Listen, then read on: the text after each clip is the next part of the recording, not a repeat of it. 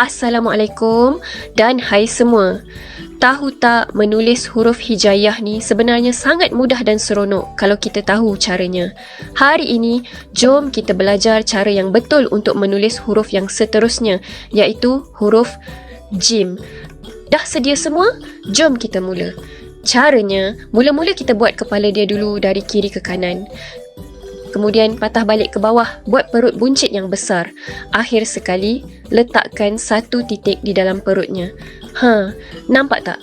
Dah siap satu huruf jim yang ada titik di tengah-tengah.